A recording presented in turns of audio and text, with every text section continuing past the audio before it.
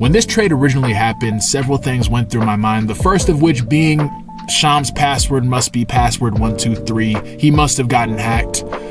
But as time went on and we kind of all as a basketball collective came to the realization that, oh no, this is real, only one thought really went through my mind. Malpractice. And I'll give you a second thought too. The league must be rigged. I've watched a lot of reaction videos on this trade. The trade is listed on the screen. I'm sure you don't need me to go in depth about it. You've probably seen it 1,000 times already. But I've watched probably 10 or 11 reaction videos on this trade. And I think the best reaction came from Legend of Winning. The Low Post, I think, is the channel it came from. And in it, he essentially started it with saying, I think people need to stop trying to rationalize this as if it's an intelligent move, or even if it is a bad move, trying to see the Maverick side of it. Oh, maybe their thought process was okay. No, this was an idiotic move. And I tend to agree with this. I had a long list, a nice, well thought out video with the Lakers side and the Maverick side. Oh, who won, who lost, short term, long term. I had the script written, I had it ready, but I just don't think this move deserves that much effort on my part. This move is that bad. Malpractice is the word I used in the beginning, and I think that's the only way you can logically, as an organization, because remember, this isn't just the GM. The GM just doesn't just get to do whatever he wants. The Mavs as an organization had to think to themselves, this was a good move. And the only way I think you can come to that conclusion is malpractice. Luka Doncic is a 25-year-old superstar, widely regarded as, at the worst, the third or fourth best player in the league. Not even entering his prime yet. He's got 2 or 3 more years to that.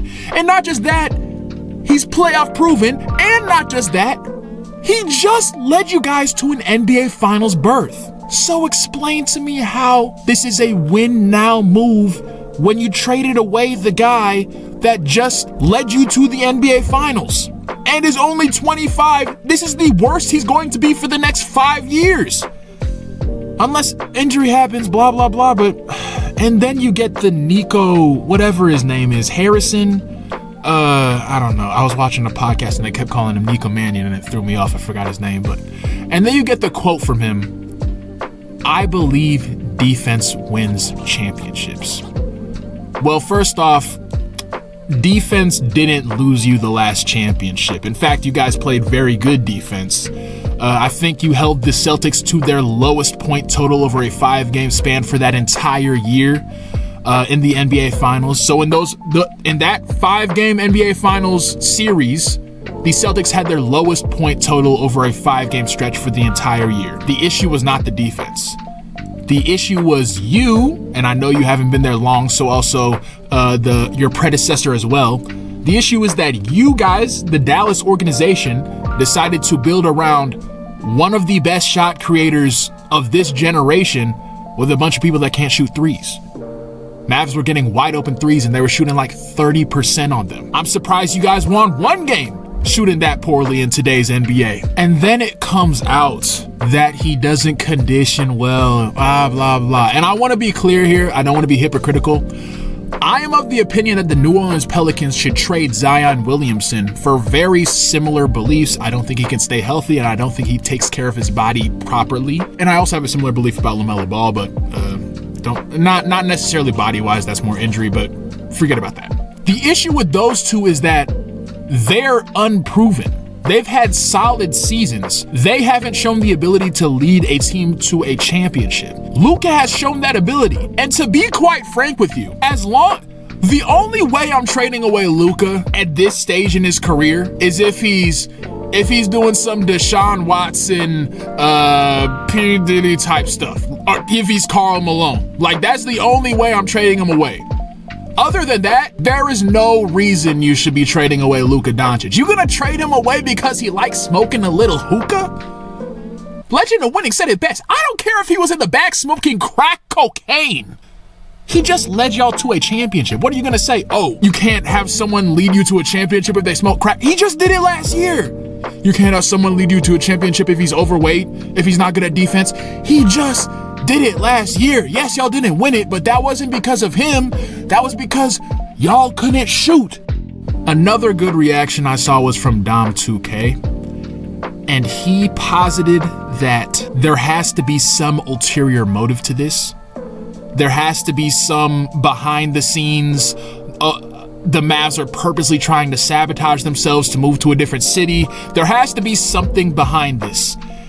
And that's where I go back to malpractice. You are either blatantly trying to harm your franchise, or you just don't know basketball. And I don't think Nico made some really good moves last year. Some that I was critical of, and still worked out for them. Like, he seems to be an intelligent general manager. I would have put him top 10-ish before this move. And then he does something like this. Like, it's just hard to think. And then you take into account who he gave him to. Why the Lakers?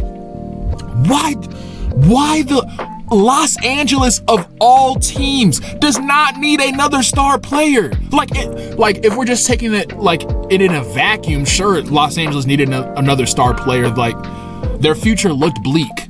But I'm talking about, of all the organizations to trade Luka Doncic to, you're going to trade him to the organization that has maybe the most top 20 players of all time, the organization that literally everybody in the NBA hates. And you're not going to shop Luka Doncic, and you're only going to get one first-round pick for him? Like, AD is good. AD is great. I think I had him at 11 or 12 best player in the league, and I think he's even exceeded that. I had him behind Joel Embiid. He's definitely ahead of Joel right now. Like, he's had a really solid season, but he's 31. And I know he's been pretty available over the last few years, but still, you kind of worried about him injury-wise. And you can't trust him as a first option on offense. So now you're trusting Kyrie Irving? I mean, he's a great second option, but when he was given the chance to be a first option with a pretty solid supporting cast, we saw how that ended in Boston when he was much younger and a little bit better, in my opinion. We need to stop trying to rationalize things that aren't rational. I think that's the best way to put it. And the reason I titled this video the way I did, I want to go on a little rant here at the end, as if this whole video hasn't been a rant in and of itself. I recently entered the job market. I'm turning 25-ish this year, and these last few years of my life have been probably the greatest amount of maturation that I've experienced. And one part of that maturation, me entering the job market, I went to a pretty prestigious college, that plays into this as well. A major part of my maturation has been realizing that people are a lot dumber than you think. People in power, people in prestigious jobs, people in a job that should only take the highest qualified people, are a lot dumber and a lot more incompetent than you think. So I named this video Luka to the Lakers proves you shouldn't give up on your dreams, because I think the fact that someone was able to make this move in the biggest basketball league in the world shows that no matter how incompetent you are in the thing that you dream about, you've got a chance. You want to get into music? I don't care how bad you are. You have a chance.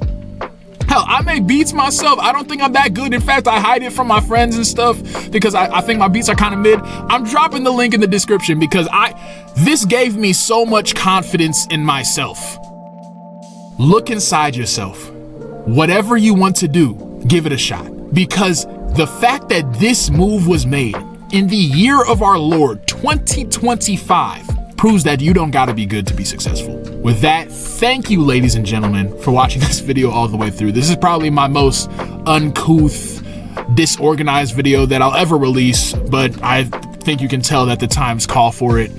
If you enjoy this content, go ahead and like and subscribe. Comment down below what you think about this trade, if you love it, if you hate it. Share the video with a friend, and as always, stay sweaty, ladies and gentlemen.